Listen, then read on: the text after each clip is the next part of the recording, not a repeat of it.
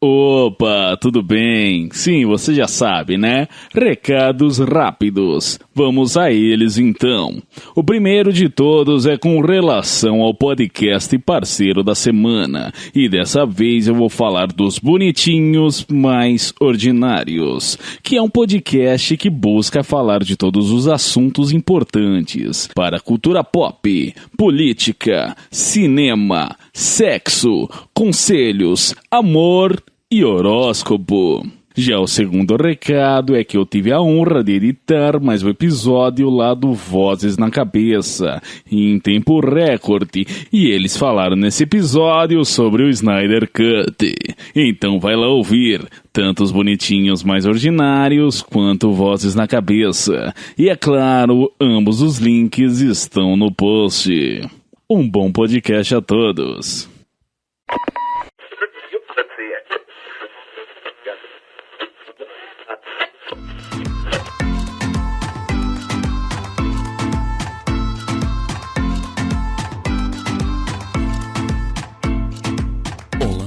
Para você que acaba de sintonizar em mais um episódio aqui da Rádio Oslo, seja mais uma vez muito bem-vindo. Eu sou o Thiago, vulgo James, e hoje irei apresentar o primeiro Rádio Oslo Entrevista. Sim, a gente tem a estreia de um novo quadro por aqui, e que, como o título sugere, com o intuito de sempre entrevistar alguém. E a convidada de hoje é a Ana Neves. Tudo bem, Ana? Eu tô bem, Thiago. E você? Eu estou bem também. E agora é aquele momento que o convidado se pergunta: legal, uma pessoa, mas por que a Ana Neves está aqui hoje? Bem, Ana, você quer fazer as honras ou deixa que eu faça? Bom, eu vou só agradecer de você ter me chamado aqui pra primeira vez, mas eu prefiro que você fale do projeto, porque senão eu vou ficar aqui 30 dias falando do Projeto Drama. Sim, como você viu no título, querido e estimado ouvinte, a gente vai falar hoje do Projeto Drama, que tem o intuito de trazer um audiodrama, mas com algumas peculiaridades. Eu vou fazer aquele suspense agora e pedir para subir a trilha.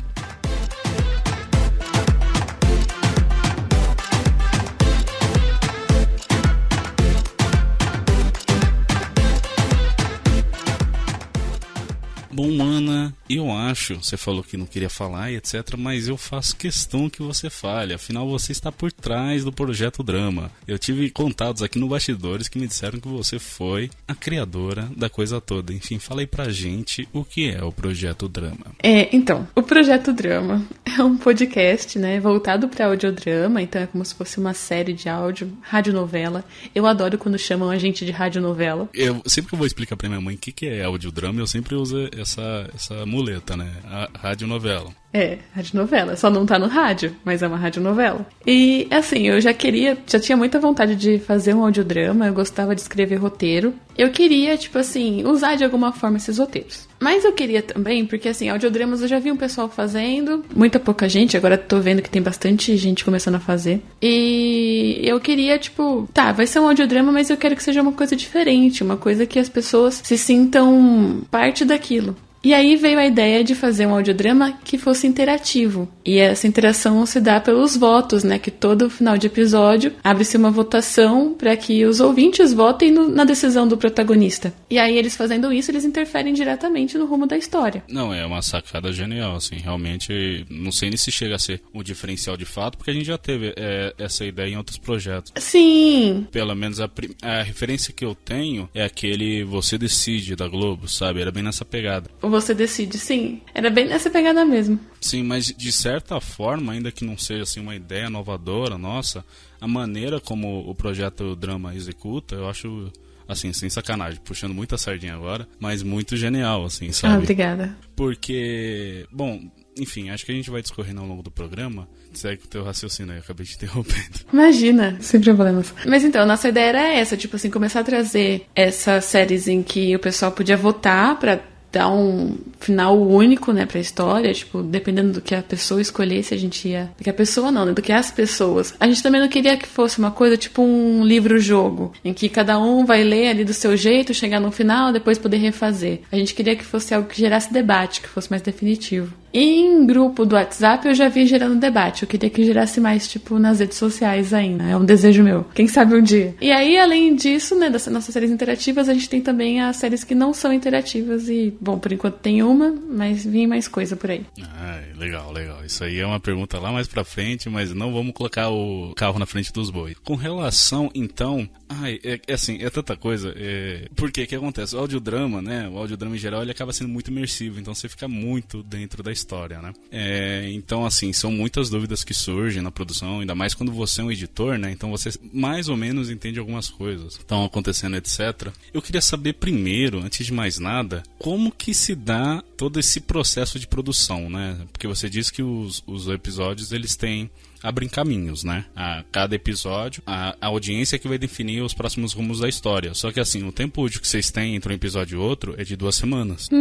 E o tempo de votação é de apenas 4 dias. Então eu queria saber como que se dá tudo isso, assim, tipo, se você já tem desde o começo toda a história fechada, ou se ele vai abrindo conforme vocês vão vendo a decisão do público, enfim. Conta aí pra gente. Bom, a gente monta primeiro um esqueleto do que pode acontecer, que a gente chama de árvore de escolhas. Eu até gravei um vídeo sobre isso, mas mais tipo assim, pro pessoal que trabalha assim, não sou só eu roteirizando. Eu tô na sala de roteiro, a gente fala sala de roteiro, mas é um grupo no WhatsApp.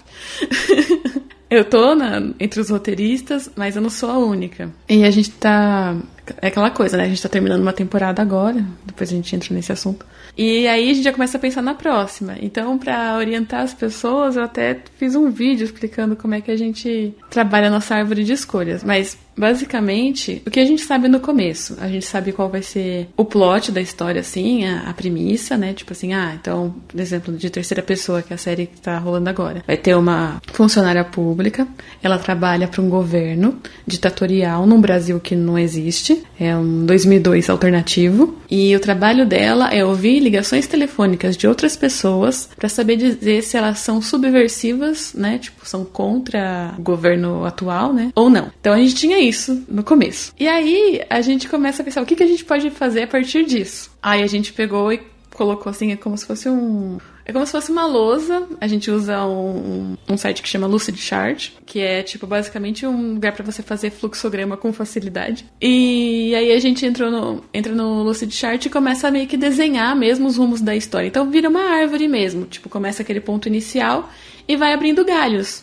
E galhos, e galhos, e galhos. Claro que a gente tenta manter isso de uma forma, tipo, controlada, que a gente consiga, tipo, lidar com as escolhas do público. Então, por exemplo, tem momentos em que a gente cria, tipo, linhas opostas. Tipo assim, isso daqui é o máximo para um lado que ela consegue ir, isso aqui é o máximo para o outro que ela consegue ir. Tem pontes entre, tipo, esses lados, coisas assim. Mas então, esse é o esqueleto que, tipo assim, dentro das possibilidades que a gente vai apresentar, são esses finais possíveis que a gente vai ter. E aí, a gente consegue trabalhar a partir disso. Essa é uma explicação meio chata, né? Desculpa. Não, imagina, eu tô maravilhado aqui com o que você tá falando. Me lembrou muito. Nossa, assim, é meio longe, mas isso também é muito trabalhado pra roteiro de filmes, né? E o De Volta pro Futuro tinha um pouco disso, né? Eles falavam assim, claro que era muito mais simplificado, porque era uma história fechada, né? Era só, com muitas aspas no ar, um capítulo só, né? Um filme de 1h30. E era basicamente, Marty McFly tem que encontrar com o próprio pai, com a própria mãe, ele tem que ter a cena do skate, tem que ter a cena do relógio, e eles tinham que de amarrar a partir daí. Assim, é muito legal que vocês também usam esse método, mas é claro, né? Pra 10 episódios a segunda temporada? 10 episódios. Pra 10 episódios. Então imagina o tamanho dessa árvore. Deve ser tipo uma sequoia milenar, tá ligado? Realmente, o negócio vai longe, assim. Da primeira temporada pra segunda a gente aprendeu bastante, de dar uma enxugadinha, porque era muita coisa na primeira temporada e acabou indo pra um rumo que a gente não queria. Tipo, a gente da sala de roteiro, a gente pensou, putz, todos os finais esse. Sabe? Daquela angústia no peito, tipo, porra, de todos os finais. Não, mas e é muito doido a comparação do primeira pra segunda temporada, né? Assim, a gente vê já que é muito mais robusto, é muito engraçado, né? Eu já tô queimando pauta aqui, mas a segunda temporada, ela começa muito singela, sabe? Ela começa muito... É simplesmente a Manu, né? Cuidando da criança e, assim, eu achei muito... Não vou dizer nem bobo, mas, assim, ela parece muito simples. E aí ela vai escalonando, você chega lá no 6º, 7º episódio, você fica, gente, o que tá acontecendo aqui, sabe? É essa a babada, Beatriz? É, então, exato. Enfim, a gente comenta mais detidamente acerca da segunda temporada depois. Mas então, como que são essas 2 semanas? A partir do momento que... Não, nem 2 semanas, a partir do momento que dá a decisão do público. Então, a gente... Na semana... Quando o episódio 1 sai, por exemplo, o episódio 1 saiu, a gente já começa a trabalhar nas 2 possibilidades de roteiro de episódio 2, porque a gente já tem lá naquela árvore anotado o que pode acontecer. A hora que o resultado sai, a gente refina o episódio que foi escolhido pelo público, então, tipo, várias revisões, tudo, e no dia seguinte a gente já passa pros atores e fala, gente, vamos marcar ensaio, vamos gravar, então a gente se reúne numa sala do Discord com o roteiro, atores, e aí o pessoal vai começando a ler e fica eu sendo a chata lá, tipo, faz de novo isso, faz de novo aquilo, é com mais raiva, é mais assim, é mais assado, tal, tipo um ensaio de teatro mesmo. Tem gente que já grava, tipo, a versão final que sai no ensaio, tem gente que grava depois, mas aí ao longo dessa semana, tipo, se a gente passou esse ensaio no sábado, as pessoas vão mandando os áudios, eu vou conferindo, tem gente às vezes que me ajuda também a conferir. No sábado, no domingo, é pra estar tudo certo pra ir pra editor. Aí o editor tem, que é o Zorzal, nosso querido. Tem o sábado e domingo pra editar. Na segunda, geralmente, a gente revisa, vê se ficou faltando um efeito sonoro, alguma coisa assim. Na terça-feira, tá programado no Anchor. E na quarta-feira sai. E na quarta-feira, quando sai, a gente começa de novo a trabalhar nos outros episódios possíveis. Sim, imagino que deva ser bem escola de samba, né? Tipo, saiu da avenida, pronto, gente, já vamos pensar agora no samba enredo do ano que vem. Exatamente. Ou às vezes nem assim, né? Às vezes durante o desfile ou até uns 2 meses antes. Meu, eu imagino que deva ser uma loucura, né? E isso fora os contratempos que acontece, né? Microfone de ator dando pau. No começo, nossa, na primeira gravação, a nossa protagonista, a menina que faz a Manuela, a Jéssica, ela teve um problema com o microfone que ela tava usando, que ficava cortando, ficava com um ruído absurdo no fundo. E uma coisa assim, tipo, não dava. A gente tava com medo, a gente vai perder a protagonista por causa de microfone. Não vai dar. Tanto é que a própria Jéssica virou pra mim, tipo assim, e isso 2 semanas antes da data que a gente tinha divulgado que ia sair o primeiro episódio. Ele virou e falou pra mim, Ana, você tem que achar outra pessoa, porque eu não vou conseguir fazer com esse microfone, e eu não tenho outro microfone, e deu pau, eu não tenho como comprar outro, e é isso. Eu comecei a ficar desesperada, tipo assim, meu Deus. Eu, inclusive, falei com outras pessoas, mas eu falei, não, tem que ser a Jéssica, entendeu? Tem que ser ela. Ela é a nossa Manuela. Sim, ela é a nossa Manuela.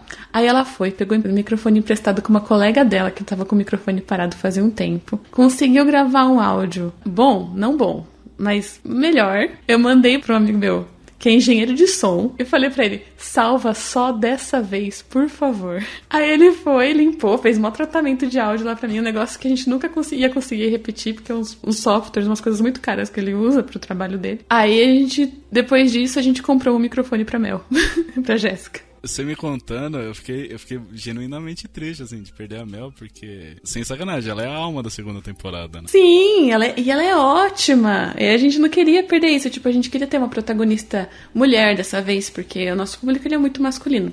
Podcast, né? É muito homem. E tipo assim, as pessoas envolvidas na história teriam que ser homens por causa da estrutura ali ditatorial, conservadora e tal. Então, mulheres são pouco confiadas em cargos de... Confiadas existe? Eu inventei agora. Bom, se não existir, agora é, né? Então... Agora existe. Eles confiam a mulheres poucos cargos de liderança, ou poucas coisas assim. Então, tipo, a gente sabe que a Manuela, tipo assim, é uma mulher num mundo de homens. E essa era a ideia de passar também no começo. Então o amigo de trabalho dela é o Juliano, tem a chefe dela, ok, mas, tipo, todas as outras pessoas que cercam ela são homens. E que fazem a história acontecer mesmo. Então, e é isso, entendeu? A história vai seguindo, daí nessas 2 semanas a gente vai vendo o que as pessoas vão decidindo. E a gente sempre deixa, tipo, uma opção que é mais razoável, assim, tipo, é um meio termo, uma água morna, e uma coisa que é, tipo assim, pular na piscina sem colocar o pezinho antes, entendeu? Tipo assim, só vai. Mas eu preciso confessar aqui que eu sou um pouco cabreiro com esse negócio de escolhas. Já visto Bandersnatch, né? Um tempo atrás aí, o filme de escolhas do Black Mirror. E eu fico muito com a sensação de que tudo vai acabar que nem Black Mirror, assim, sabe? Tudo é a mesma coisa. Não, no sentido de ter o final trágico, sabe? Tipo, não tem final feliz pra Manuela. Vai acontecer alguma coisa terrível em algum momento com os personagens, sabe? Essa é uma sensação comum, ainda mais pra quem ouviu a primeira temporada em que tudo deu errado. E eu te digo, Thiago, tinha opção, tinha alternativa. Sim, isso foi muito do público no final das contas, né? Eu ainda não acompanhava o projeto. Aliás, eu vou votar agora quarta-feira, porque acabei dando prioridade pra outros podcasts, etc. Eu ouvi numa sentada só, mas tipo, foi semana passada. A primeira escolha real oficial minha dentro do projeto Drama vai ser agora quarta. É quarta que é a votação, né, Seabra? Sim, e é a nossa última escolha, essa quarta-feira. Então, pra quem não sabe, gente, a gente tá gravando segunda, agora dia 29, com previsão pro episódio sair sexta-feira, dia 2, né? Então, mas de qualquer forma, fiquem sabendo que a gente gravou o episódio antes do lançamento do episódio 9. E assim, você não vendo as escolhas que foram apresentadas antes, mudando a entrevista, agora eu tô te entrevistando. Você teria feito escolhas diferentes? Tem alguma escolha que você não gostou? Eu acho que no geral, é que assim, de cabeça, eu vou te confessar que eu não lembro, né? Que a gente vai tão imersivo, vai numa sentada só e meio que exclui a outra possibilidade, né? Mas no geral, eu acho que o rumo que tomou foi aceitável, assim, sabe? Eu acho que eu faria as mesmas escolhas do público, sabe? Como denunciar o colega, e aí mais pra frente e com o Thiago, né, o meu homônimo aí da história, o Thiago Santos. Acho que o último foi que o Thiago chega lá na casa da Manuela todo alterado, etc, né? E aí a escolha é de confiar nele ou não, né? De contar a verdade pra ele sobre o que ela tem feito. Não quero dar spoilers.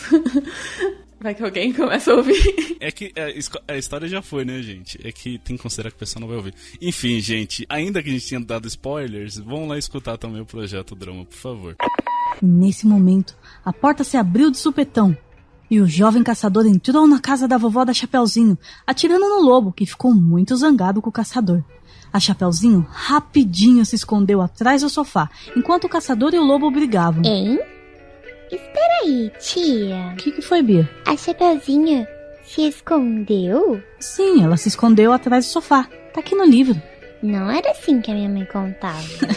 E como que sua mãe contava? A Chapeuzinho e o caçador derrotam o lobo juntos. A Chapeuzinho bate na cabeça do lobo, desmaia ele. Daí chega o caçador, tira a vovó da barriga do lobo e fica com todo o crédito. Mas a vovó sabe que foi a Chapeuzinho que fez o lobo cair. Realmente, é que não chegamos nessa parte ainda. Aqui, ó. A Chapeuzinho se esconde atrás do sofá. E assim que o lobo passa por ela, ela pega uma frigideira e bate com toda a força na cabeça do lobo. E por que tinha uma frigideira atrás do sofá, tia? Eu não sei, Bia. Não sei. Mas eu queria saber então, Ana, quais são os principais fatores que vocês levam em conta na hora de montar uma temporada, né? A partir de que momento vocês consideram que aquela ideia é boa o suficiente para se montar uma temporada inteira, né? Eu imagino que vocês talvez, não sei, reaproveitem roteiros antigos de outros projetos ou como que é? Não, é assim. Vai do que a gente tá com vontade de fazer na hora. Então, por exemplo, Fita Quebrada. A gente pensou, vamos fazer algo que não é muito fantasioso. A gente pega uma época antiga, tipo anos 90, um policial investigando um caso. Porque isso pareceu mais simples de se fazer. E não é simples de se fazer, tá? Não façam isso. Todo mundo acha que a velha e boa história de investigação policial vai ser o caminho mais fácil. Só que aí, tipo assim, putz, o John tá muito atrasado. Que era o protagonista antigo, ele tá muito atrasado, tem tanta coisa, tipo... E aí, tipo, a gente ficava frustrado também com as escolhas que as pessoas estavam fazendo, porque a gente tinha criado, assim... Pensa no oposto do Bandersnatch, porque o Bandersnatch, você faz um monte de coisa e acaba quase sempre num lugar. É muito difícil sempre uma linha separada. E na Fita Quebrada, não, a gente tinha feito, tipo assim, muitas possibilidades de final. Mas muitas. Muitas mesmo. Foi aí que a gente errou. Eu te digo que foi aí que a gente errou. Porque nem sempre a gente fechou lá várias possibilidades de final. E quem que te garante que o ouvinte vai chegar naquela opção que é interessante? Que é a mais interessante de todas. Vai trilhar aquele caminho que é o mais legal. E aí a gente começou a pensar em como... A gente tomou muito na cabeça por causa disso. As críticas que a gente recebia eram justamente tipo assim, eu não sei no que a minha escolha tá alterando na história. Parece que não tá alterando em nada. Pode ser que esteja alterando, mas não sei. Porque as escolhas eram muito pautadas não em coisas que o personagem personagem não eram verdadeiros dilemas pro protagonista. Que é aí que a gente chega na primeira coisa que a gente precisa pra fazer uma história desse nível, desse tipo. Precisa ter um grande dilema pro protagonista. Se a escolha for só investigar a garagem ou investigar o carro, sabe? Tipo, pro ouvinte tanto fez. É só se ele tiver um palpite muito forte de que ele tá indo certo em alguma direção e tal. Mas não, se a gente não coloca um verdadeiro dilema, que foi no caso que a gente colocou da Manu, ela ir pra uma linha mais conservadora. Quando a gente tava desenhando a árvore de escolhas, era assim que a gente chamava, subversiva e conservadora. Então, tipo, se ela fosse pra uma linha mais conservadora, pra, tipo, manter a segurança dela, etc, e começar a ser, tipo, meio que, não vou falar sobre a linha que não aconteceu.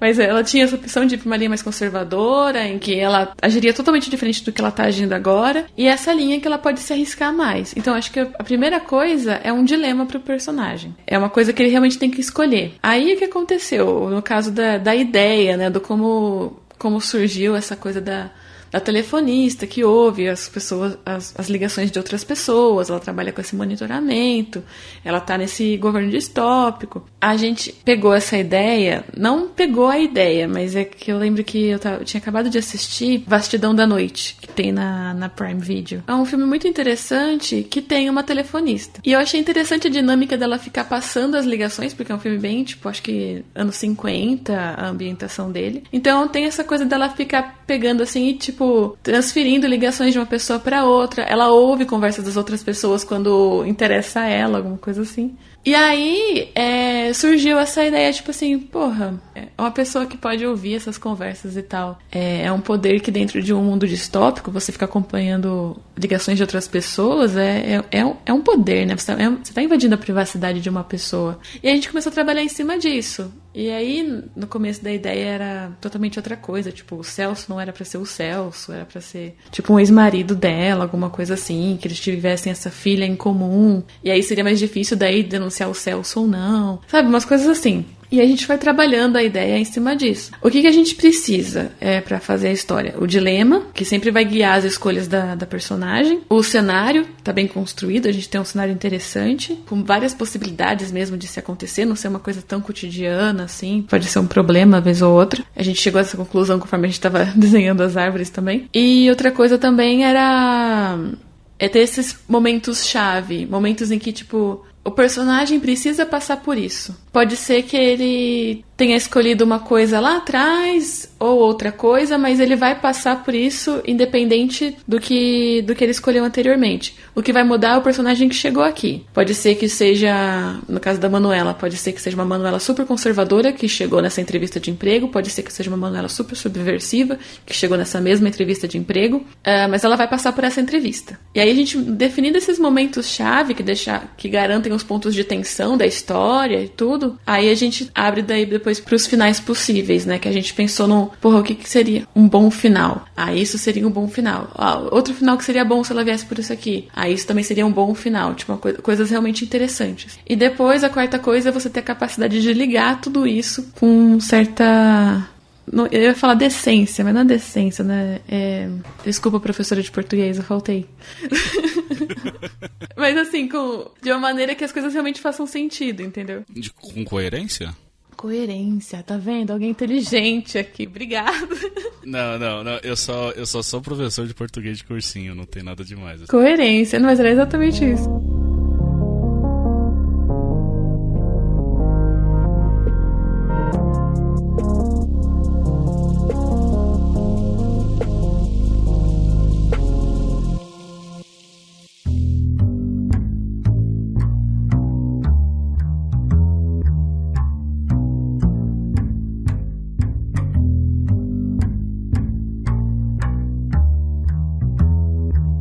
Mas me fala agora, Ana, eu queria saber quais foram as fontes de inspiração para vocês, né? Enfim, vocês seguem uma linha mais original, ou se vocês têm alguma mídia que influencia de alguma forma no processo de criação de vocês, né?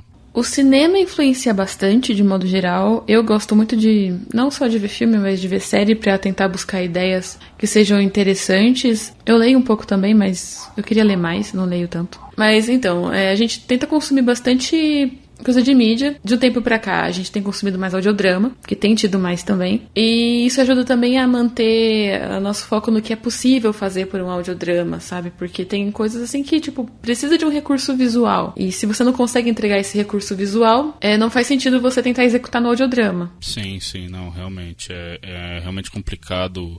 Só te interrompendo, mas para dar um exemplo que eu espero que seja útil à conversa, eu não sei se você já ouviu o Informe do Almanac do Jovem Fazendeiro. Sim, eu gosto. Eu não ouvi tudo, mas eu gosto. Então, é a principal fonte de inspiração da Rádio Oslo, e no final da segunda temporada, eu acho, o locutor Ceará, ele tá voltando pra Nova Bom Jesus, né? E aí mostra uma série de ações dele, fazendo uma porrada de coisas, mas assim, eu vou lançar uma crítica aqui ao pessoal lá da edição que, assim, por mais que tivesse um monte de som e tivesse uma ambientação, eu não consegui pegar o contexto da coisa, sabe? Porque não tinha nenhuma fala, sabe? Era só um monte de som e, assim, eu não consegui pegar a imagem gráfica da coisa, sabe? Então, realmente, tem isso, né? Por mais que você tenha muitas ideias na cabeça, nem sempre tudo vai funcionar. Ainda mais sendo só áudio, né? Pode ser tanto uma vantagem como uma desvantagem. Você tá fazendo um produto que é audiofônico. Bom, a gente tenta se ater muito a isso. E também assim, parte de ideias, essas coisas assim, eu vou te falar que, tipo, contextos, enredos, assim, é tudo coisa que sai da cabeça do grupinho ali, entendeu? Eu não trabalho sozinha. Então, às vezes eu trago uma ideia e a gente vai trabalhando em cima dessa ideia. Geralmente é mais ou menos isso que acontece. Eu chego e falo, gente, e se uma pessoa assim, assim, assado, estivesse passando por isso, e aí ela encontrasse essa coisa? E aí essa coisa começa a desenvolver essa ideia, e aí começa a surgir as outras coisas que tornam uma ideia mais ou menos uma ideia muito melhor. Nossa, mas e se fosse assim? Nossa, se fosse assado? Mas se na verdade fosse isso, se na verdade fosse aquilo. E aí a gente começa a trabalhar isso, né? Fica nessa construção de mundo por um tempo. E é isso, fica nessa, tipo, até a gente falar assim, tipo, pronto, isso dá uma história. E aí a gente começa a pensar em personagens, na árvore de escolhas e começa a trabalhar na temporada em si. Olha, Jorge, é a nossa primeira ligação. Coloque os fones e é só clicar nesse botão no painel principal. Alô? Camila? Eu queria falar com a Camila. Sou eu, pode falar. Oi, Oi, Camila, aqui é o João do Centro Acadêmico, sabe? Oi, João. Aconteceu alguma coisa? É que vai ter a eleição do Centro Acadêmico essa semana e eu notei que você andou faltando às aulas. Então eu resolvi te ligar pra ver se você tá bem. Já entendi. Você quer que eu vote na sua chapa, certo? Assim, se você não tiver decidido em quem votar ainda, se você estiver podendo falar agora, eu posso te dizer quais são as nossas propostas da nossa... Não precisa, João. Eu voto em vocês. Vota? Sim, era só isso? Não, Não, eu também queria saber se você tá bem. Tô bem, sim. Obrigada por perguntar. Que bom. O número da chapa é 21. 21, tá bom. Tchau. Tchau. Bom, depois que ouvimos a ligação, a gente vem aqui no sistema... Tá vendo? Aqui vamos registrar a ligação no histórico do João. E aí colocamos que... Sim, a ligação está audível. E nesse campo nós marcamos se ela deve ser gravada e encaminhada a um dos nossos investigadores ou não. Aqui você também pode fazer anotações, mas eu nunca usei esse campo. Nesse caso, vou marcar essa ligação como irrelevante. Tá. Entendi. Viu? Eu disse. Não é tão emocionante quanto parece. E com relação, então, justamente ao elenco, assim, justamente a disparidade da primeira temporada para a segunda temporada. Eu fiquei sabendo que na primeira temporada o corpo de roteiro era bem menor, não era? O que aconteceu? A gente, quando começou a bolar a ideia, a gente era um grupo grande. Mas na hora de pegar pra escrever mesmo, vem aquelas coisas tipo assim, pô, gente, eu não posso, eu tenho faculdade. Eu não posso, eu tô trabalhando, eu tive que pegar hora extra. E essas coisas acontecem, tipo, não tem jeito. Então, na primeira temporada, éramos só eu e Sinara, basicamente, tipo, ao longo da temporada. Depois a gente recebeu a ajuda da Amanda, que faz a voz da Amanda na segunda. E no começo, na primeira temporada, a gente tinha mais gente. O próprio Zorzal, que ajudava bastante na parte da construção da árvore de escolhas. Gustavo Mortari, que também é um querido. querido, ajudava bastante nessa parte. Só que aí da primeira temporada pra segunda, era eu escrevendo, Sinara escrevendo, aí eu revisava, falava, você acha que tá bom? Ela, eu acho que tá coerente. Aí eu falava, você acha que tá coerente? A Sinara é bem analítica, por isso que eu gosto de trabalhar com ela. Fala assim, se você acha que tá coerente, então tá bom. Aí a gente seguia pra gravação, essas coisas, mas eram 2 pessoas. Então era muito mais difícil. Agora, daí na segunda temporada, a gente já cresceu bastante. Eu fui atrás de gente que, tipo assim, viu? Porque antes a gente não sabia, a gente sabia que era trabalho, a gente não sabia o quanto. E aí a gente virou e falou, quando eu fui atrás de equipe de roteiro, eu já virei e falei, viu, mas precisa ter tempo. Aí as pessoas já, tipo, putz, eu falei, mas precisa. Se você não tem tempo, você tem que ter insônia. Uma das 2 coisas.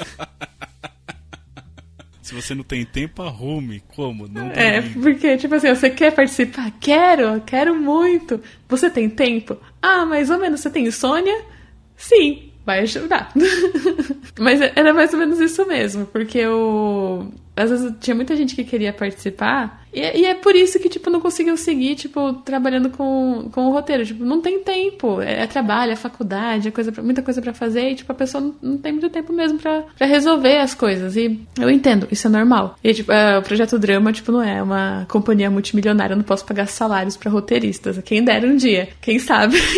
Sim, não, realmente. Mas daí, na primeira temporada, era realmente só você e a Sinara, né? E aí depois participou o Zorzal, a Amanda. Mas a partir da segunda temporada, como que ficou isso? Na segunda temporada, na parte de construção, a gente teve Sinara continuou comigo, o João, que fazia o John Miller da primeira temporada, JP, Bush, não sei se você conhece o JP, aí tá no grupo do RP Guacha. É que tem 5 Joões, então... Mas, muito João, né? É muito João por trás dos bastidores aí, gente. Tem o João Galvão, o João JP Bush, tem o JP e eu tô esquecendo uma galera aí, mas enfim. Bom, aí a gente pegava e fazia o seguinte, a gente se reunia pra criar essa construção de mundo, né? A gente fazia reuniões pelo Discord pra fazer isso. E aí pegava JP Bush, Luana Sabiron, eu, Sinara, Renan Vieira e o João Vitor Galvão. Daí fechava os 6 e começava a conversar e tal, fazer essas coisas. Com o tempo, é aquela coisa, de novo, né? Tempo.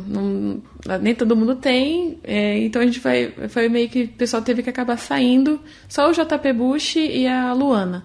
E hoje a gente segue eu, Sinara, João Vitor e Renan. Sim, e na parte de elenco de voz, teve alguma mudança da primeira pra segunda temporada? Muita. A gente tenta não ficar repetindo. A ideia é não ficar repetindo muito, porque você se acostuma com a voz de um personagem, né? E aí quando ele vai pra outra é difícil um pouco dissociar. Tanto é que o João Vitor mesmo, ele tá no elenco de voz. Ele faz o Coronel Bertolucci. E Maldito quem ouve o Coronel Bertolucci não associa com o John Miller. Não, são 2 pessoas diferentes. Totalmente diferentes. Mas se o João tivesse pego um outro papel já logo no começo, talvez fosse mais difícil de dissociar, entendeu? Desassociar, aliás. E aí fosse mais difícil de ficar seguindo ali Vamos combinar, tipo, é uma voz característica dele. Ele tem uma fala arrastada, tudo, na primeira temporada. E aí se a gente colocasse um personagem pra fazer, por mais que não fosse o mesmo jeito de falar e tal, é uma característica dele, ficar alongando assim, ele faz isso, eu fico enchendo o saco dele, que ele alonga vogais.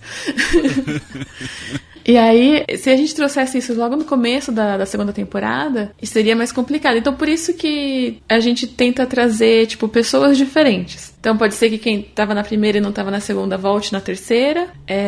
Gente nova que não participou em nenhuma dessas 2 apareça. Por exemplo, a Mel mesmo, ela é uma ótima atriz. Eu não quero parar de usar a voz da Mel. Não tem como eu simplesmente falar, não vou usar uma das melhores atrizes com quem eu posso contar. Então, talvez ela, com certeza, apareça na próxima temporada. Mas daí num papel menor e tal, que ajude o pessoal a dar uma esquecida da Manuela antes. Terça-feira. Nada acontece às terças-feiras. O filho da senhora Peterson ligou. Casos pequenos, papelada de sempre. Nada importante acontece às terças-feiras. Ou em qualquer outro dia. Pode confirmar como ela estava vestida? O filho disse que ela estava de vestido branco, com flores verdes. Estou aqui no parque da 9ª Avenida. Pode ligar e pedir para ele me encontrar aqui. Talvez eu devesse sair dessa cidade. Não é tão pequena, mas o que acontece aqui? Muito, mas muito obrigado. Não foi nada. Quando algo que parece ser importante acontece, simplesmente passam para quem tem mais afinidade. Eu nunca vou ser reconhecido nesse lugar. Pois não? 4 rosquinhas simples, só com açúcar, por favor. As simples acabaram, mas temos a de chocolate. Nenhum dia poderia ser mais patético. Eu acho que a gente pode comentar um pouco mais detidamente acerca de cada temporada? Claro. Bom, então vamos para a primeira temporada, de nome Fita Quebrada. E, bom, basicamente, como a gente já comentou lá atrás, é sobre essa investigação policial, né, do detetive, o John. E ele tem todo um clima no ar, assim. O primeiro e segundo episódio já tem aquele... rapaz, agora é jazz ou blues? Nunca sei. Enfim. É o jazz, É jazz, é o jazz. Já tem aquelas notas de jazz, aí entra o narrador. Ah, sim, gente, importante lembrar que os episódios são apresentados por apresentadores. Eu falei errado, apresentador, narrador, não é narrador, é apresentador.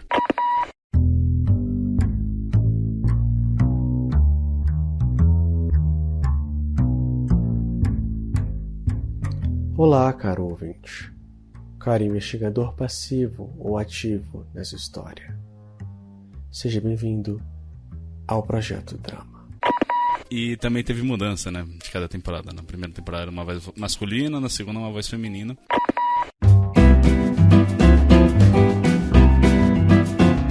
Olá, caro ouvinte. Estavam com saudades? Seja bem-vindo ou bem-vinda ao primeiro episódio da nova temporada interativa do Projeto Drama, Terceira Pessoa.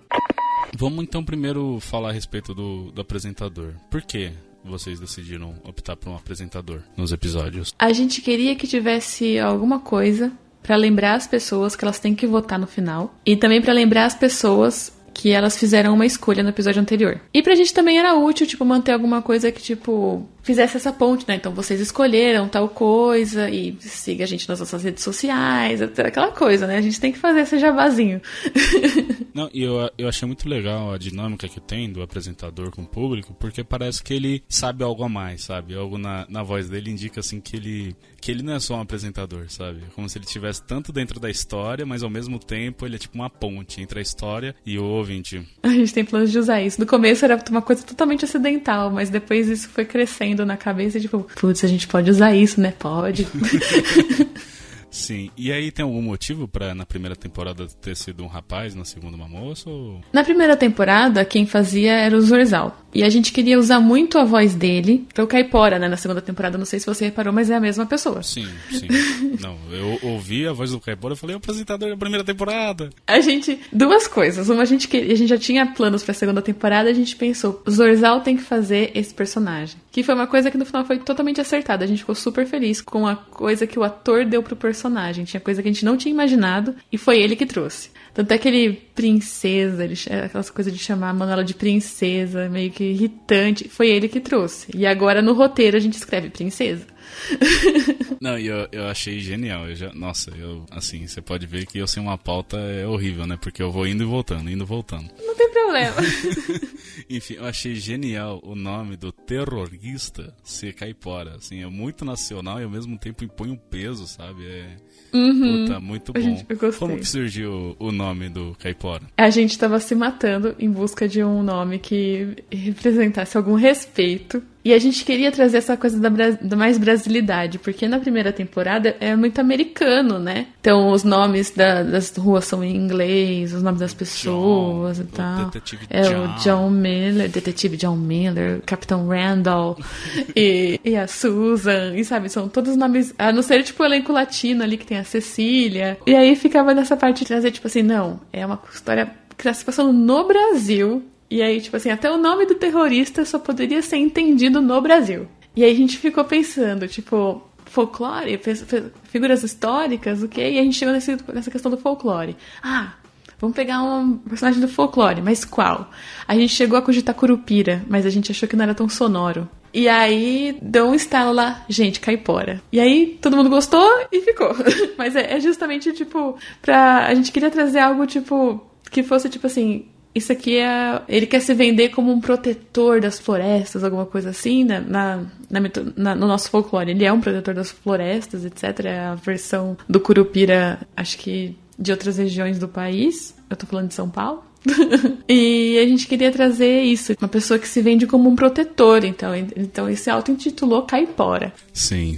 Mas então, voltando à primeira temporada, a gente comentou, né, do clima no ar e tudo mais, e a gente tem a investigação do John. Qual foi já perguntei lá atrás, mas eu queria saber dessa história realmente. Você comentou, né, de vocês simplesmente terem o argumento inicial e aí ter a questão do conflito, etc. Mas fora isso, você estava vendo algum filme de época, não sei, pra ter justamente a ideia e toda a trama do Fita Quebrada, ou como foi? No começo de 2020 tava essa onda, e ainda tá, né, a onda que tá perdurando é a de estética anos 90. Então, por algum motivo, a gente achou que anos 90 era um bom momento de se ambientar a história. Tinha celular, mas não tinha internet no celular, então todas as ligações teriam que ser feitas, sabe? Você não podia só mandar um texto, então o recurso de áudio seria necessário. Também tem aquela coisa dele ficar usando o gravador de fita, né? Que a gente achou que, que é muito anos 90, então, ele vai lá e pra explicar uma coisa que tá acontecendo, ele pega o gravador de fita, ele grava.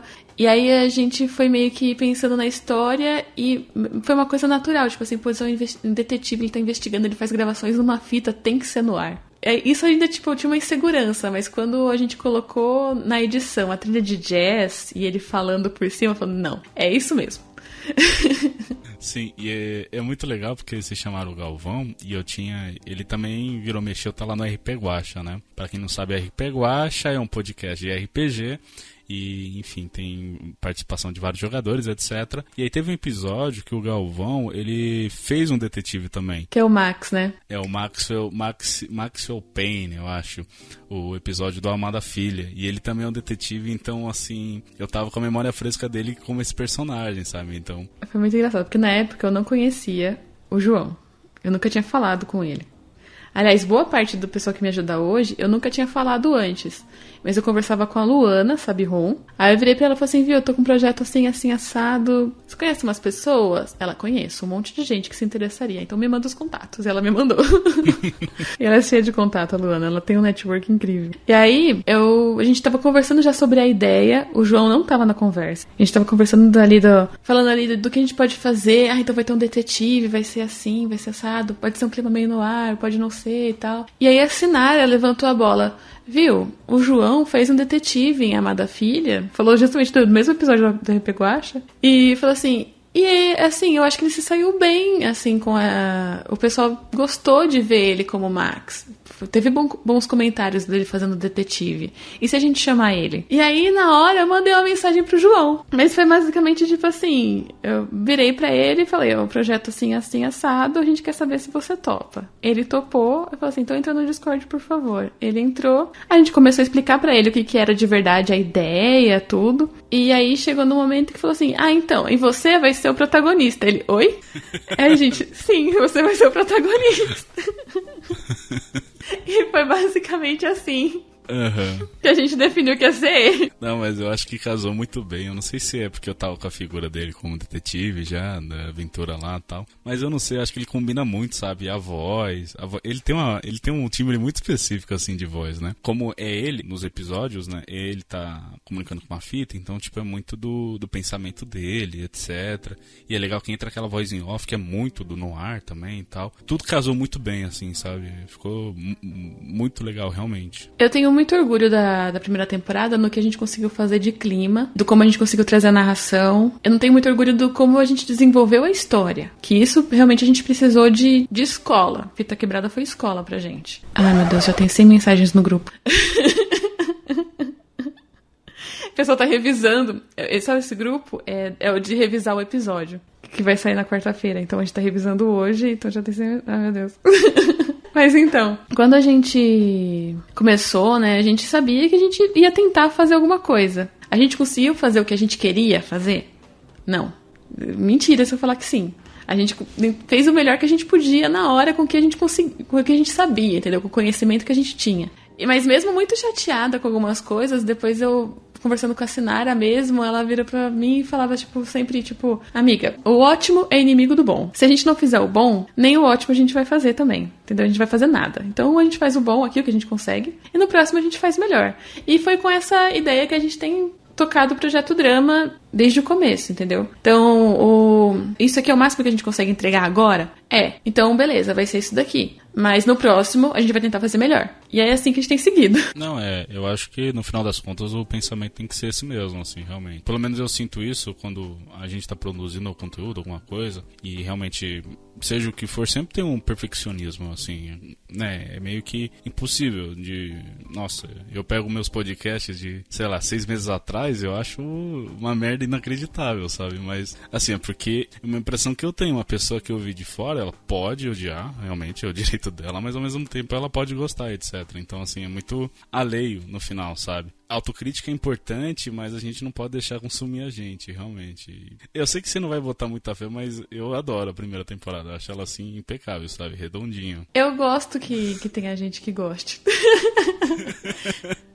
Não, porque pra gente, tipo, se eu pego e ouço ela inteira, eu penso, coerente, né? Um monte de escolha merda, final merda. O que podia acontecer? O cara vai, compra briga com o capitão da delegacia, não quer, sabe, fazer as coisas do jeito certo, tá pegando um monte de atalho aí nas beiras da lei e tal pra fazer as coisas, vai se fuder mesmo. Fazer o quê? É um processo muito de autodestruição, assim, no final das contas, né? O que eu gosto muito do John, que isso eu acho que a gente conseguiu passar, é que ele se entregou tanto ao caso que ele esqueceu que ele tinha uma vida que era fora do caso. E no final das contas, assim, foi por uma motivação pessoal de uma fé de, sei lá, do colegial, sabe? Do colegial, então, tipo assim, é coisa tipo assim, eu imagino, na história, assim, coisa de 20 anos atrás, ele decepcionou essa pessoa. E pronto, a característica do John também era essa, tipo assim, ele queria ser um herói. Ele queria ter essa sensação de que ele não falhou dessa vez. E aí ele fez tudo que ele achava que ele podia. Que os ouvintes acharam que ele podia, no caso. Realmente. Mas, Ana, no final considera qualquer coisa, o erro não é teu, sabe? É do pessoal que quis ir por esse caminho. Não posso fazer nada. Eu lavo minhas mãos, né? Exatamente. Falou assim, gente, não posso fazer nada, vocês escolheram isso daqui. Mas também a gente pensa que na sala de roteiro, a gente pensa, tipo, não, é responsabilidade nossa não ter pensado num final que fosse realmente assim. Que assim, o que eu acho, né, eu dando a minha opinião de agora, que já tá passando aí vários meses, daqui a pouco o Projeto Drama tá fazendo 1 ano, já passaram vários meses desde Fita Quebrada. Minha opinião agora, a gente ter oferecido finais que eram mais ou menos bons foi responsabilidade nossa. A gente tinha que ter feito finais bons. E feito chegar nesses finais bons, nessas possibilidades de finais bons. Seriam menos finais possíveis? Seriam, porque na primeira temporada a gente tinha, sem brincadeira, dezenas de possibilidades. E pra quê? À toa, serviço jogado fora. Ninguém viu. Não, isso é complicado. E isso que eu gosto no Projeto Drama, assim, o empenho que vocês têm realmente é aquela coisa, né? Começa com 2 caminhos e aí abre pra 4, 8, 12, sabe? Vai se estendendo.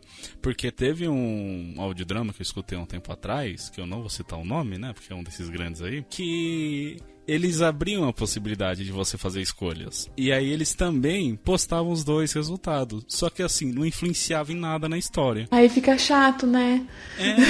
O pessoal reclamou que não tinha influência na história.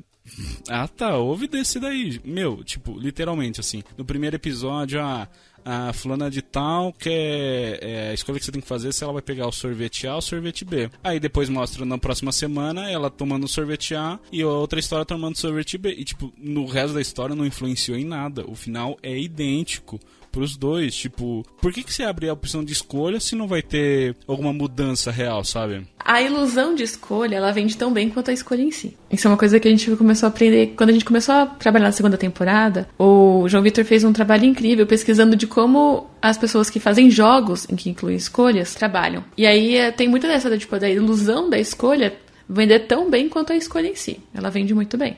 Mas a partir do momento que a pessoa consegue ver as possibilidades diferentes, aí dá esse efeito, assim, tipo, essa decepção, tipo, E a nossa ideia no Projeto Drama era, por mais que, por exemplo, tivesse esses pontos fixos, por exemplo, o encontro arranjado era um ponto fixo, independente das escolhas anteriores, a Manuela ia chegar nesse encontro com o Coronel Bertolucci. A Manuela que chegou nesse encontro arranjado é diferente da Manuela, que foi a Manuela que denunciou o colega de trabalho, a Manuela que não denunciou a ligação telefônica no Primeira Escolha, etc. É diferente da Manuela que teria chego lá se ela não tivesse denunciado. As consequências seriam percebidas ali na festa, tudo. E assim, a diferença seria sutil, mas a personagem em si teria mudado bastante. E aí as escolhas que abriria depois disso seriam semelhantes também, mas eu já não sei se o público teria escolhido, por exemplo, ir embora com o Capitão Santos, se tivesse ouvido na festa o que a Manuela, que veio dessa outra linha temporal aí, por assim dizer, ouviu. E a gente tem essa preocupação de realmente, tipo assim, entregar, tipo, produtos diferentes, assim, ter nessa ideia produtos diferentes. A gente faz meio que um spin-off do Projeto Drama, que é o Dedo no Rec Dramaria, que a gente comenta sobre as escolhas das pessoas, né? O pessoal do sala de roteiro vai lá e senta e começa a conversar. E a gente pretende fazer daí, depois que saiu o último episódio, tudo, falando sobre as coisas que não aconteceram e podia ter acontecido. Sim, eu inclusive ia te perguntar, né? Por que não teve? Teve pro 1 e o 2 e pro 3 e o 4, né? Mas não teve pro 5 e pro 6. A gente se enrolou demais com o final da temporada chegando e essa coisa de season finale vindo, e aí a gente começou tipo, meu Deus, todo mundo se desesperando, e aí a gente gravou um que vai sair depois do episódio 9. Vai sair meio que esquenta pra season finale, que a gente gravou antes de saber o resultado. Então, a gente fala dos episódios assim anteriores, e quando chegar no episódio 9 a gente fala assim, então, se tiverem escolhido isso, eu acho legal por causa disso. Se tiverem escolhido aquele outro, eu fico preocupada por causa de tal coisa. E são esses nossos comentários lá. É o caminho que vocês acharam pra poder continuando com os bastidores, mas ao mesmo tempo não atrasar nenhum prazo e tudo mais, né? Eu só fico imaginando assim, sempre que você fala que, tipo, tá chegando a data de lançamento, eu imagino todo mundo, né? Todos os roteiros dentro de uma sala, jogando papel pro alto e correndo, gritando que nem um bando de louco. No começo, era assim. Era todo mundo correndo, digitando o mais rápido que conseguia, tipo, meu Deus, a gente tem que entregar isso, sabe, tipo, correndo. Agora é aquele meme do cachorrinho com a sala pegando fogo, ele falando, tá tudo bem.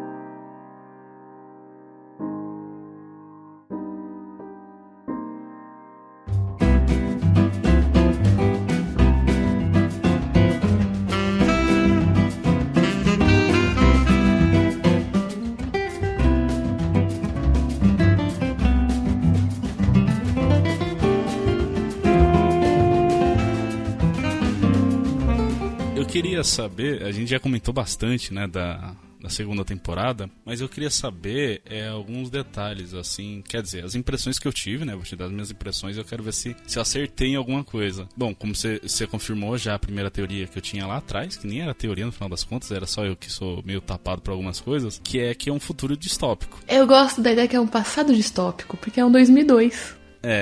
Exato.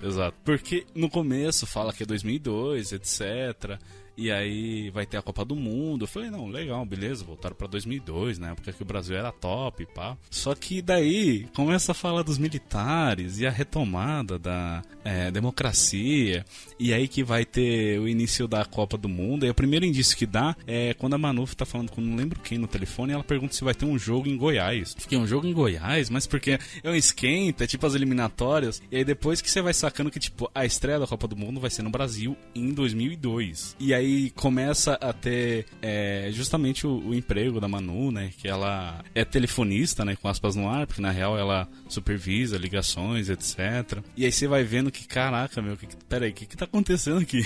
Realmente, tipo, que estado é esse, sabe? E me lembrou muito um pouco do Império Alemão, né? O Império Nazista Alemão. Justamente porque antes de estourar a guerra de fato, teve a abertura das Olimpíadas em Berlim. E aí os nazistas queriam usar as Olimpíadas para mostrar o poderio nazista pro mundo, né? Então eu fui certo no final. Sim, a gente pensa nisso também, tipo assim, uma ditadura. A gente tem toda uma teoria pra justificar. É que assim, roteirista é fogo. Porque a gente quer fazer parecer coerente, mas a gente não pode tomar muito tempo explicando o que tá acontecendo. A Manuela tá vivendo ali e as coisas vão acontecendo. A gente coloca spot de jornal, coisas assim pra explicar. Ó, vai ter uma Copa do Mundo em 2002. Falta aí um tanto tempo pra começar. Eu acho que no Rio de Janeiro. Acho que é o jeito certo de contar a história, né, no final das contas. Porque acontece de, tipo, jogar muito escancarado, sabe? Como, tipo, quase explicando pro espectador e, sei lá, eu acho que destoa um pouco, sabe? A maneira como vocês trazem é muito mais imersiva, assim, sabe? É só um detalhe que você vai pegar, é uma ligação ali, é um anúncio de jornal a colar, sabe? Então a gente tem toda uma teoria pra explicar o que aconteceu. Então o plano de real deu errado em 94 e o Brasil não ganhou o Tetra. E aí...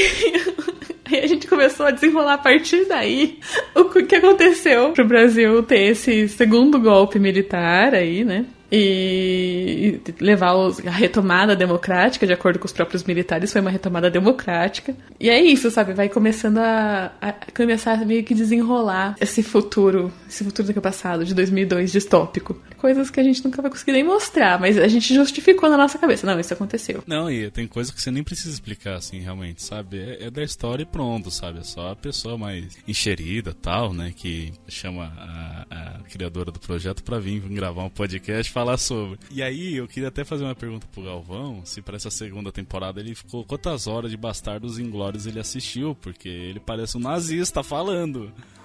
Nossa, ele é insuportável, não é? Eu acho maravilhoso. É nesses ensaios que a gente faz no Discord, na primeira vez que aparece o Coronel Bertolucci, e aí começa ele a falar, oi, Manuela, e tal, e aquelas falas machistas, retrógradas. E aí o jeito que ele falava, o pessoal, tipo assim, ouvindo em silêncio, né, porque era a vez dele falar, então a gente não se interrompe, mas no chat de texto, subindo, tem como dar soco pelo computador? Que idiota, que babaca, sabe, tipo, o pessoal com nojo, tipo, não aguentava mais. Eu fui revisar o episódio, eu precisei revisar esse episódio umas 3 vezes. Eu queria que a parte dele passasse logo, eu ficava, pelo amor de Deus, eu não aguento mais ouvir esse cara. Ele é nojento, nem parece que é o Jojo.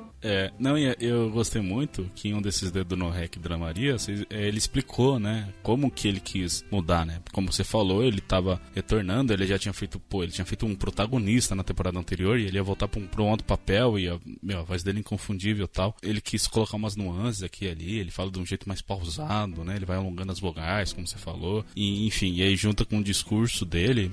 E, assim, é outro personagem, ele é realmente uma pessoa detestável, mas, assim, eu deixo aqui minhas palmas pro Galvão, porque, cara, que atuação, mano. Ele mandou bem, ele mandou muito bem. E, assim, a gente consegue até perceber certa evolução. Tipo, o primeiro episódio, o John Miller, era o John Miller, mas o último episódio, o John Miller era muito mais o John Miller do que o João Vitor. E no primeiro, você ainda percebia um pouco de João Vitor com o personagem que ele quer passar. E aí a evolução que ele teve na primeira temporada, assim, de atuação já foi muito grande. Eu conversava com ele o tempo todo. Eu não sou atriz, assim, mas acho que de tanto consumir algumas mídias, a gente consegue reconhecer uma boa atuação, né? E aí eu virei pra ele e falei assim, olha, tipo, eu sei que você vai ter várias críticas, eu também vou ter, não tá perfeito, mas o que você entregou no primeiro episódio, o que você entregou no sexto, já falei com isso com ele, é muita evolução, dá pra sentir muita evolução. E aí a gente tá agora com o Bertolucci, e aí eu me sinto segura de botar ele praticamente em qualquer papel agora, né? Porque ele fez um cara, tipo, super triste, deprimido,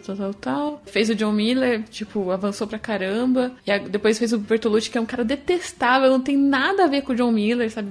Pensamento totalmente outro, escrotão. E ele conseguiu fazer tão bem. Eu falei, nossa, agora eu posso soltar qualquer papel na mão dessa pessoa. Sim, é bem capaz de, sei lá, terceira temporada ser uma coisa meio de Murphy, que o Galvão faz todos os personagens. Todos os papéis. John, você viu o caso do abatedouro? Oi? Desculpa, não estava prestando atenção. A gente tá falando do detetive Douglas. Ele resolveu tudo muito rápido dessa vez. Ah, é? Quanto tempo? 3 dias. E ele ainda impediu mais uma morte. Ele foi brilhante. E quanto à senhorita Peterson? A família dela não me ligou mais. Ela tem Alzheimer. Estava perdida num parque do outro lado da cidade, alimentando pombos. Então você já resolveu? Em 2 horas. Capitão Randall! A Gertrude Simpson de novo, reclamando que uns adolescentes estão vagabundeando no posto do quilômetro 7. Bom, a gente falou da primeira temporada, a gente falou da segunda temporada, eu queria falar agora do projeto paralelo, né? Aquele que não tem escolhas, que só tem até agora 2 episódios, o Interferência. Como que se deu? Esse é meu xodó. Eu posso dizer que é o meu preferido ou é muita sacanagem? E se você disser que é seu preferido, eu vou ficar me sentindo muito fodona, porque foi eu que escrevi. O Interferência, ele veio meio que... É o seguinte, a gente tava trabalhando já no Fita Quebrada fazia um tempo, e eu queria trabalhar alguma coisa de sci-fi, porque é uma coisa que eu gosto muito. Eu tinha essa ideia na minha cabeça de um audiodrama que se desse com um astronauta, alguém que tava, tipo, consertando uma nave, alguma coisa assim, distante, sabe? Muito distante, falando com quem estivesse ouvindo, sabe? Tipo, quem tivesse ali pra ouvir, tipo assim, ó, por favor, alguém me ouve, se essa mensagem chegar em alguém... Tô aqui, tô vivo, sobrevivi, teve um acidente, tal. E aí eu comecei a criar a história a partir disso. E comecei, tipo, nos raros momentos de folga que a gente tinha de Fita Quebrada, eu comecei a escrever Interferência. Tem esse amigo nosso, que é o Gustavo Possati, que faz a voz do Capitão Praçado, que é também a voz do Vitor em Fita Quebrada. E eu já tinha visto ele atuar, eu sabia que ele era bom. Eu falei, não, esse personagem aqui, então eu vou escrever já pensando na voz dele. E comecei a escrever. Aí tem a Alegrete, né, que é a inteligência artificial, a nave em si, né, e a voz da inteligência artificial, que aí eu tive que ir atrás de buscar pessoas também, e a Carilho, que no final de contas fui eu, mas eu buscava também outra pessoa pra fazer. No final teve que ser eu, então foi. Mas a ideia era justamente de ser, tipo assim, ter um sci-fi e que fosse uma coisa simples, mais simples de se produzir. Porque como a Fita Quebrada, terceira pessoa que já tava aí vindo pros planos, né, começando a ser pensado. São muitas vozes, dá muito trabalho, tinha que ser uma coisa assim que fossem poucas vozes e que boa parte da história, se uma pessoa sozinha falasse, tava rodando. E aí eu comecei a pensar nesse plot, desse acidente que aconteceu, a pessoa consertando, a anomalia... O motivo de ser o meu favorito é justamente por conta de o tema ser sci-fi. Assim, já de cara, eu remeti diretamente ao Alien, né? Não tem como. Sei lá, pra mim a maior referência sci-fi, assim. Na edição, a gente pensou muito nisso. Tipo assim, eu virei pra Zorzal e falei assim, olha, eu não quero trilha sonora. Pra ser um negócio que fique seco. Meio tenso, assim. Aí ele, tipo Alien. já veio nessa cabeça. Sim, e aí é muito legal porque aqui vocês souberam trabalhar muito bem os sons, assim, quando o Praçad tá consertando as coisas da nave e tudo mais. Esse é o que eu mais me senti ambientado, assim, sabe? Dentro da nave, aí tem os sons, aí chega a inteligência artificial, e aí, enfim, todo o contexto eu acho, assim, muito rico, sabe? Por mais que você falou que seja uma história mais simples e tudo mais, né? Primeiro que tá isolado no espaço, né? Já é um contexto muito fora da nossa realidade, sabe? Então, assim, abre para muitas possibilidades e tudo mais. E aí eu não vou dar nenhum detalhe aqui, né, da história, porque eu quero que o pessoal escute, mas aquele final do primeiro episódio, assim, abre, sabe, eu fiquei pensando mil coisas que tinha acontecido dentro da nave e tal. Claro que tá lá no roteiro, né, você ouve durante o episódio o contexto do que vai dar pro segundo, mas ao mesmo tempo abre para mais coisas, é claro, sempre.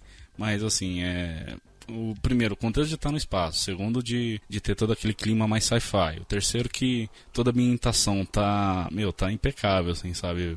Acho que todos esses fatores me levam a essa ser minha série favorita. Ao mesmo tempo eu fico um pouco triste, porque só tem 2 episódios, sabe? Eu também quero mais. Mas eu entendo que não é o prato-chefe, né? O prato-chefe vai ser sempre a temporada. E esse vai ser um a mais, assim, que a gente vai ter, né? A ideia é que, assim, Interferência eu pensei pra ser uma série curta. Já que você gosta tanto, eu vou falar que a terceira parte não tá tão longe. É, bom saber. E a quarta, se tudo der certo, também não. Que é o final. E aí é isso. Eu não posso fazer promessas, porque quando a gente tá falando de podcast, audiodrama, tudo pode acontecer. Então não posso te falar, vai tal dia. Não garanto isso. Mas a terceira parte não tá tão longe. E a quarta, se tudo der certo, também não. Se deseja continuar, informe a chave. Puta que pariu. A chave. Puta merda. Ah, inferno. Doutora Carilho, tá me ouvindo? Estou. A música parece que parou, certo? Parou, sim. Ótimo. Agora as portas... Foi agora que deu problema? Eu não sei, eu não saio daqui desde ontem, que foi quando você arrumou e elas voltaram a fechar. Ok, espera um minuto. Eu tô procurando a chave pra liberar as portas novamente. Você não deixou com as anotações do Wilfred? Não, eu já olhei lá e... eu acho que encontrei, Carilho. Chave aceita. Portas destrancadas pelos próximos minutos. Bom, acho que tá tudo liberado. Você conseguiria vir aqui pra se recadastrar? Acho que pode ter dado algum problema no seu registro. Bom, na verdade eu não sei o que for, mas eu vou tentar... Aqui onde? Na ponte de comando. Praça, você tá tirando com a minha cara de novo? Bom, a gente já falou da primeira temporada, a gente falou da segunda, a gente falou do projeto paralelo, e eu quero saber o que vem agora. A gente tem o encerramento da segunda temporada, né? Quando que sai a terceira temporada? Imagino que já deve estar toda planejada, né? Aquela árvore lá deve estar gigante. Não, amigo, você não tem noção. Tiago, assim, a gente começa a trabalhar nessas temporadas, conforme vai, tipo, acabando uma, a gente vai começando a trabalhar na outra. Então, a gente tá numa fase meio inicial ainda. A gente já tem um mundo construído, a gente começou a dar uma pincelada na árvore do como ela vai agir. Mas a gente vai trabalhar pra tudo acontecer e começar em julho, a próxima temporada. E até se estender até o final de 2021 daí. Se tudo der certo, é isso. De tema, a gente quer trazer alguma coisa diferente, então a gente não quer nenhuma coisa muito... A gente não quer uma coisa distópica, como foi essa agora, a gente também não quer uma coisa de investigação no ar, então a gente tá indo pra uma coisa diferente. Então talvez, eu não tô prometendo nada, a gente tenha alguma coisa um pouco mais fantasia. Mas não totalmente fantasia, porque é difícil você, sei lá, colocar, sei lá, uma fantasia medieval, classicão de RPG, assim. Além de ficar muito nichado, assim, eu gosto de trazer as coisas um pouquinho mais pra perto, sabe? Ficar menos fantasioso, assim. Eu gosto um pouco mais dessa proximidade que a gente tem com o cotidiano que a gente conhece nas séries que a gente trouxe até agora. A gente pensa em fazer uma coisa tipo realismo mágico, sabe? New Gaiman, o mundo é um mundo que a gente conhece, mas tem uma coisa estranha e tal. É por essa linha que a gente tá indo. E junto à terceira temporada, tem mais algo em mente que vocês querem seguir? Bom, você já acabou de me comentar aí que vocês querem finalizar a Interferência, mas tem algo mais? Tem. A gente tá trabalhando também na adaptação de um livro, que eu não posso falar ainda. A gente tá trazendo a adaptação de um livro. Esse não tem uma data certa, mas pode ser que comece a sair em paralelo com a próxima série interativa. Então pode ser que, tipo, uma semana tem um episódio desse, outra semana tem um episódio do outro. E também a gente tá trabalhando mais séries originais, tipo Interferência, de outros atores, tudo. Então, tem um pessoal que vem falar comigo e pergunta, mas como é que faz? Eu queria também fazer um audiodrama, tudo. E no começo, tipo, quando a gente bolou o audiodrama, o projeto Drama, era pra ser esse audiodrama interativo, mas com o tempo ele foi ganhando essa carinha de ser uma casinha pra outros audiodramas que queriam entrar. Então, a gente falou assim, eu super incentivo, toda vez que alguém vem com uma ideia, eu falo assim, viu, por que você não me manda um piloto? Aí a gente vê. E aí, nessa, eu recebi um piloto. E aí a gente tá vendo. Talvez então, tipo, a gente tenha alguma coisa diferente, assim, daí num outro cenário completamente diferente também do que já tá. E que vá rodar em paralelo daí com as temporadas interativas que a gente já tem. Mas aí a ideia é de estar junto ao feed do Projeto Drama, é alguma coisa como... tipo Arquivos da Patrulha. O Arquivos da Patrulha a gente meio que apadrinhou, né? A gente pegou pra abraçar, é uma coisa que já existia. Eu queria muito trazer no mesmo feed, mas eu quero muito estudar um jeito de fazer isso de uma forma que não fique bagunçada. Porque é esse que é o problema, por exemplo, principalmente em agregadores como o Spotify, que eu não sei você, mas é o agregador que mais tem público pra mim. E eu espero que a gente consiga, tipo, num futuro ali a médio prazo, a gente conseguir, tipo, entregar episódios semanais, não sempre da mesma coisa, mas episódios, tipo, toda semana ter alguma coisa pra ouvir, sabe? É porque, querendo ou não, 2 semanas é uma periodicidade meio longa, assim, né? Pra uma série que você tá acompanhando, né? Mas, ao mesmo tempo, o público tem que entender que, velho, é um audiodrama. Você não simplesmente pega todas as vozes, né, dos atores, joga no editor, aperta o botão editar e tá pronto, sabe? Tem todo um processo. E assim, a parte mais longa, tipo, parte do roteiro leva uns dias, parte da gravação leva vários dias, leva geralmente uma semana inteira pra tá garantido que tá tudo certo, que tá tudo bom, tá tudo perfeito. E aí, né, chega na parte da edição, geralmente toma o final de semana. E então, quando você vê, tipo assim, cara, foi mais de uma semana pra produzir um episódio. Não tem como entregar em menos do que isso. Se eu tivesse como, eu entregaria, com certeza. Sim, não, realmente é. Mas eu acho que, acima de tudo, o público tem que entender, assim, que vocês fazem um conteúdo, ele é muito bom, assim, sério, sem sacanagem. Eu acho que, eu não sei como que vocês estão, assim, de ranking, de acesso, etc, mas pra mim vocês não ficam devendo em nada desses tubarões do podcast, né? A gente tá, quando sai aquelas estatísticas, né, no final de ano do Spotify, a gente ficou em 35º entre audiodramas e não ficção. Coisas assim. Pô, é um número bom. Eu acho que é um número bom, né? É um número bom, mas eu não sei quantos podcasts existem de audiodrama. Talvez sejam 36. Se for 35, eu vou ficar um pouco chateada. Não, mas o que eu quero dizer aqui é que eu tô querendo falar do projeto Drama na Radioso. Meu, tem muito tempo assim, muito tempo que eu quero divulgar vocês, etc. Mas eu não tava tendo tempo pra consumir os episódios e tal. Então eu queria ter um pouquinho mais de arcabouço pra ter uma conversa contigo, né? E a partir do momento que você aceitou a entrevista, meu, tipo, eu tava nas nuvens, assim, falei, nossa, primeira entrevista pra Radioso, pô, com um projeto que eu admiro muito, vai ser muito legal, sabe? E, enfim, eu acho que rendeu, né? Rendeu. Estou gravando aqui já faz o quê? Deixa eu ver aqui. 84 minutos. E eu acho que a gente pode ir encerrando, né? Já te tomei bastante tempo aí. Pra mim foi, assim, quando você me convidou, eu fiquei super feliz de verdade. Pra mim foi um prazer, tipo, poder estar em outro lugar falando das coisas que o Projeto Drama faz. Porque no Projeto Drama mesmo a gente foca na narrativa, né? Não tem muito espaço pra gente ficar falando do como que é o nosso mundo, assim, como é que é fazer isso. Então, quando você me chamou, eu fiquei muito feliz, de verdade. Que bom, legal. Mas eu já vou te liberar, eu sei que você tem episódio aí pra revisar, né? Quantas mensagens você tinha no grupo mesmo? 100 já? É 100, deixa eu ver quanto tem agora no grupo. Tô até com medo. 111. Daquela hora não aumentou muito, então acho que chegaram num consenso. Mas então é isso, Ana. Eu deixo aqui meus agradecimentos. Foi muito legal ter gravado contigo, comentado sobre esse projeto que realmente, assim, tá no meu top 5 de podcasts fácil. Ai, obrigada, de verdade. De audiodrama, eu acho que é o principal, sabe? Porra, muito obrigada, de verdade. E é isso, se você quiser deixar algum recado, pedir pro pessoal ajudar aí no Padrim, no PicPay. A gente tem tanto o PicPay quanto o Apoia-se. Então, se você não conheceu o Projeto Drama agora, já conhece, já gostou, me achou uma pessoa legal, não sei. É aquela coisa, né? Tipo, hoje o dinheiro que a gente tem de apoios e tal é praticamente tudo pra edição e pra melhorar o equipamento do pessoal do nosso elenco, coisas assim. Tanto é que no caso da Jéssica mesmo, o que salvou foi que a gente tinha um dinheiro de apadrinhamento guardado e a gente comprou um microfone pra ela usar nessa temporada. E agora é um microfone que o Drama tem. Então, o apadrinhamento ajuda a gente a fazer isso, tipo, porque se eu podia pegar outra pessoa pra fazer a voz da Manu e podia não ser uma atriz tão boa quanto a Jéssica. E podia ser, mas não ia ser a Jéssica.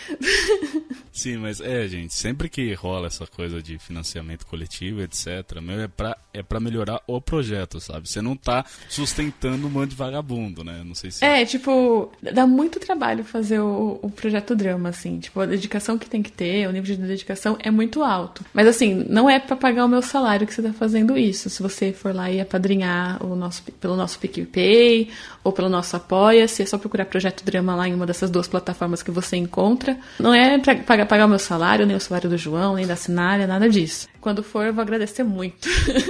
Mas é pra manter o projeto rodando, entendeu? Pra gente ter a edição acontecendo, pra gente ter esses melhoramentos em equipamentos, essas coisas assim acontecendo. Então, se você gostou de conhecer o Projeto Drama, um pouquinho mais também do backstage, por favor, vá lá e considere ser um padrinho. E onde que o pessoal pode ouvir vocês? Bom, qualquer agregador praticamente a gente tá, é só procurar por Projeto Drama, Spotify, Anchor, Podcast Addict. E aí, além dessas plataformas, vocês também podem seguir a gente nas nossas redes sociais, que a gente tem o @Projeto Drama, tanto no Twitter quanto o Instagram. Eu confesso que eu queria postar mais coisas, mas vez ou outra a gente posta umas coisinhas engraçadas lá, a gente comenta de backstage do que tá acontecendo, quando as pessoas estão fazendo, quando a gente tá trabalhando em roteiro, coisas assim, a gente deixa o pessoal saber por lá.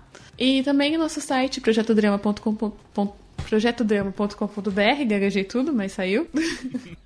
A gente tem informações também do como a gente aconteceu e também os links lá pra começar a padrinhar a gente se quiser. Também as nossas séries estão por lá. Então, se você quiser conhecer alguma série em específico e não quiser ficar dando scroll no feed do Spotify pra saber como é que funciona, é só clicar lá no site que você encontra. E é isso. É isso. Só um comentário aqui que o layout do site, gente, nossa, é surreal, assim, sabe? No computador é lindo, né? Ah, eu arregacei, fiz muito bem.